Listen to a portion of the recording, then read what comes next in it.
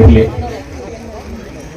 ಮೊದಲಿಗೆ ನಮ್ಮೆಲ್ಲರಿಗೂ ದೇಶದಲ್ಲಿರುವಂತಹ 160 ಕೋಟಿ ಜನಕ್ಕೂ ಈ ಸುಂದರವಾದಂತಹ ಬದುಕನ್ನ ಕೊಟ್ಟಂತಹ ಡಾಕ್ಟರ್ ಬಾಬಾ ಸಾಹೇಬ್ ಅಂಬೇಡ್ಕರ್ ಅವರ ಪಾದಗಳಿಗೆ ನಮಿಸ್ತಾ, ವೇದಿಕೆ ಮೇಲಿರುವಂತಹ ಶಾಸಕರ ಆದಿಯಾಗಿ, ಗ್ರಾಮ ಪಂಚಾಯತ್ ಅಧ್ಯಕ್ಷರ ಆದಿಯಾಗಿ, ಸಂಘಟನೆಯ ಮುಖಂಡರ ಆದಿಯಾಗಿ ಪ್ರತಿಯೊಬ್ಬರಿಗೂ ಹಾಗೂ ಗ್ರಾಮದ ಎಲ್ಲ ಗ್ರಾಮಸ್ಥರಿಗೂ, ಮುಖ್ಯವಾಗಿ ಕಾರ್ಯಕ್ರಮವನ್ನು ಆಯೋಜನೆ ಮಾಡಿದಂತಹ ಯುವ ಮಿತ್ರರಿಗೂ ಎಲ್ಲರಿಗೂ ಕೂಡ ಧನ್ಯವಾದಗಳನ್ನ ಹೇಳೋದಕ್ಕೆ ಇಷ್ಟಪಡ್ತೇನೆ.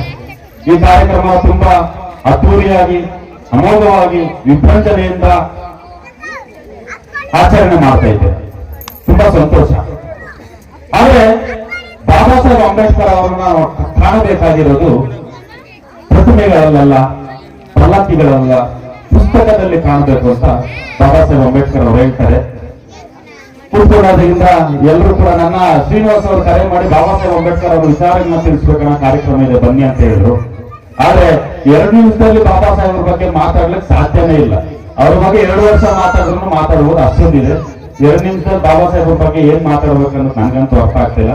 ಬಟ್ ಒಂದಂತ ಹೇಳೋದಕ್ಕೆ ಇಷ್ಟಪಡ್ತೀನಿ, ಇವತ್ತು ಈ ಸಮಯದಲ್ಲಿ ಈ ಸುಂದರವಾದ ಕಾರ್ಯಕ್ರಮವನ್ನ ಗ್ರಾಮದ ಮಧ್ಯದಲ್ಲಿ ಒಂದು ವೇದಿಕೆ ಹಾಕಿಕೊಂಡು ವಿಭಜನೆಯಿಂದ ಎಲ್ಲೋ ಮೂಲೆಯಲ್ಲಿ ಇರಬೇಕಾದಂತ ವ್ಯಕ್ತಿಯನ್ನ ಈ ಕ್ಷೇತ್ರದ ಶಾಸಕರನ್ನಾಗಿ ಮಾಡಿ ಈ ಕ್ಷೇತ್ರದ ಅಭಿವೃದ್ಧಿ ಮಾಡಲಿಕ್ಕೆ ಹಕ್ಕನ್ನ ಕೊಟ್ಟಂತ ವ್ಯಕ್ತಿ ಯಾರಾದ್ರೂ ಇದ್ರೆ ಅದು ಕೇವಲ ಡಾಕ್ಟರ್ ಬಾಬಾ ಸಾಹೇಬ್ ಅಂಬೇಡ್ಕರ್ ಅವರು ಅಂತ ಹೇಳಕ್ ಇಷ್ಟಪಡ್ತೀನಿ.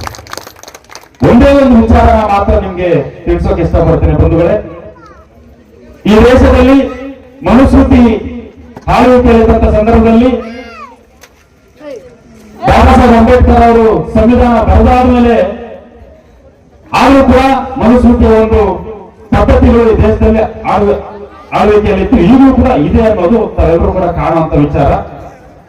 ಹಾಗಾಗಿ ಏನು ಈ ದೇಶದ ಮೊದಲ ಪ್ರಧಾನಮಂತ್ರಿಗಳು ನೆಹರು ಈ ದೇಶದ ಅಗ್ರಗಣ್ಯ ಜಾತಿಗೆ, ಸವರ್ಣೀಯ ಜಾತಿಗೆ ಸೇರಿದಂತಹ ನೆಹರು ಕುಟುಂಬದ ನೆಹರು ಅವರ ಮಗಳಾದಂತಹ ಇಂದಿರಾ ಗಾಂಧಿ ಅವರು ಕೇದಾರನಾಥ ದೇವಸ್ಥಾನಕ್ಕೆ ದರ್ಶನಕ್ಕಂತ ಹೋಗ್ಬೇಕಾದ್ರೆ ಆ ದೇವಸ್ಥಾನದ ಆಡಳಿತ ಮಂಡಳಿ ಎಲ್ಲವೂ ಕೂಡ ಬಂದು ಆ ಇಂದಿರಾ ಗಾಂಧಿ ಅವರನ್ನ, ಈ ದೇಶದ ಪ್ರಧಾನಿಯನ್ನ, ಈ ದೇಶದ ಶ್ರೀಮಂತ ವ್ಯಕ್ತಿಯ ಮಗಳನ್ನ, ಈ ದೇಶದ ಅತಿ ಮೇಲ್ಮಟ್ಟದ ಜಾತಿ ಹೆಣ್ಣುಮಗಳನ್ನ ಇಡೀ ದೇವಸ್ಥಾನದ ಆಡಳಿತ ಮಂಡಳಿ ಎಲ್ಲವೂ ಕೂಡ ಬಂದು ದೇವಸ್ಥಾನದ ದ್ವಾರದಲ್ಲಿ ನಿಲ್ಲಿಸ್ತಾರೆ. ನಿಲ್ಲಿ ಮೇಡಮ್ ನೀವು ಅಲ್ಲೇ ಅಂತ. ಯಾಕೆ ಅಂತ ಇಂದಿರಾ ಗಾಂಧಿ ಅವರು ಪ್ರಶ್ನೆ ಮಾಡಬೇಕಾದ್ರೆ, ನೀವು ನಮ್ಮ ಹಿಂದೂ ಧರ್ಮದ ಪ್ರಕಾರ, ನಮ್ಮ ಮನುಸ್ಮೃತಿ ಗ್ರಂಥದ ಪ್ರಕಾರ ನೀವು ವಿಧಿವೇ ಇದ್ದೀರಿ, ಆದ ಕಾರಣ ನಿಮ್ಮನ್ನ ದೇವಸ್ಥಾನದೊಳಗೆ ಸೇರಿಸಲಿಕ್ಕೆ ಆಗೋದಿಲ್ಲ ಅಂತ ಇಂದಿರಾ ಗಾಂಧಿ ಅವರನ್ನ ನಿಲ್ಲಿಸ್ಬಿಡ್ತಾರೆ. ಸೊ ಅಲ್ಲಿ ಏನು ಮಾತಾಡ್ಲಿಕ್ಕಾಗಲ್ಲ ಅಂತ ಮನೆ ಇಂದಿರಾ ಗಾಂಧಿ ಅವರು ರಿಟರ್ನ್ ಆಗ್ತಾರೆ. ಬಂದು ದೆಹಲಿಯಲ್ಲಿ ಒಂದು ಕಾರ್ಯಕ್ರಮದ ಒಂದು ವೇದಿಕೆಯಲ್ಲಿ ಇಂದಿರಾ ಗಾಂಧಿ ಅವರು ಹೇಳ್ತಾರೆ, ಈ ದೇಶದ ಈ ಧರ್ಮದ ಗ್ರಂಥಗಳು ನನ್ನನ್ನು ವಿಧಿವೆ ಎಂದು ದೇವಸ್ಥಾನದ ಒಳಗೆ ಹೋಗ್ಲಿಕ್ಕೆ ಬಿಡಲಿಲ್ಲ, ಆದ್ರೆ ಡಾಕ್ಟರ್ ಬಾಬಾ ಸಾಹೇಬ್ ಅಂಬೇಡ್ಕರ್ ಅವರು ಬರೆದಂತ ಸಂವಿಧಾನ, ಈ ದೇಶದ ಸಂವಿಧಾನ ನನ್ನನ್ನು ಪಾರ್ಲಿಮೆಂಟ್ಗೆ ಕಳಿಸುವಂತ ಒಂದು ಅಧಿಕಾರವನ್ನು ನನಗೆ ಕೊಟ್ಟಿದೆ. ನನಗೆ ಈ ಧರ್ಮಕ್ಕಿಂತ ಬಾಬಾ ಸಾಹೇಬ್ ಅಂಬೇಡ್ಕರ್ ಅವರು ಬರೆದಂತ ಸಂವಿಧಾನನೇ ನನಗೆ ಶ್ರೇಷ್ಠ ಅಂತ ಮಾನ್ಯ ಇಂದಿರಾ ಗಾಂಧಿ ಅವರು ಹೇಳ್ತಾರೆ.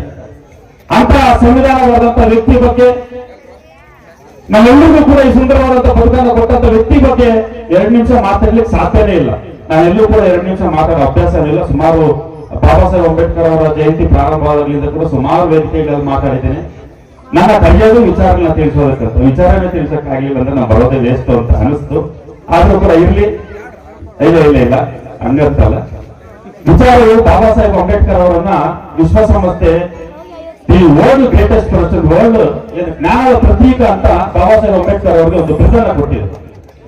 ಇಡೀ ಪ್ರಪಂಚದಲ್ಲೇ 195 ರಾಷ್ಟ್ರಗಳ ಪೈಕಿ, ದೇಶಗಳ ಪೈಕಿ ಯಾರಿಗೂ ಕೂಡ ಇಂಥ ಒಂದು ಬಿರುದನ್ನ ಯಾರಿಗೂ ಕೊಡ್ಲಿಲ್ಲ. ಕೇವಲ ಡಾಕ್ಟರ್ ಬಾಬಾ ಸಾಹೇಬ್ ಅಂಬೇಡ್ಕರ್ ಅವರು ಒಬ್ಬರಿಗೆ ಕೊಟ್ಟಿದ್ದಾರೆ ಅಂತಂದ್ರೆ ಅವರ ಶ್ರೇಷ್ಠತೆ, ಅವರ ಜ್ಞಾನ, ಅವರ ವಿದ್ಯೆ ಏನು ಅನ್ನೋದನ್ನ ನಮ್ಮ ದೇಶದ ಜನ ಅರ್ಥ ಮಾಡ್ಕೋಬೇಕಿದೆ. ಆದ್ರೆ ಇವತ್ತು ನಮ್ಮ ದೇಶದಲ್ಲಿ ಬಾಬಾ ಸಾಹೇಬ್ ಅಂಬೇಡ್ಕರ್ ಅವರನ್ನ ಹೆಂಗ್ ಅರ್ಥ ಮಾಡ್ಕೊಂಡಿದ್ದಾರೆ ಅಂತಂದ್ರೆ, ಬಾಬಾ ಸಾಹೇಬ್ ಅಂಬೇಡ್ಕರ್ ಅವರಂದ್ರೆ ದಲಿತ ಕೇರಿಗಳಿಗೆ ಸಂಬಂಧಪಟ್ಟ, ದಲಿತರಿಗೆ ಸಂಬಂಧಪಟ್ಟವರು, ಕೇವಲ ದಲಿತರಿಗೆ ಮಾತ್ರ ಮೀಸಲಾತಿ ಕೊಟ್ಟವರು, ದಲಿತರ ನಾಯಕ ಅನ್ನೋ ಒಂದು ಲೆಕ್ಕಕ್ಕೆ ಬಾಬಾ ಸಾಹೇಬ್ ಅಂಬೇಡ್ಕರ್ ಅವರನ್ನ ಸೀಮಿತಗೊಳಿಸಿದ್ದಾರೆ.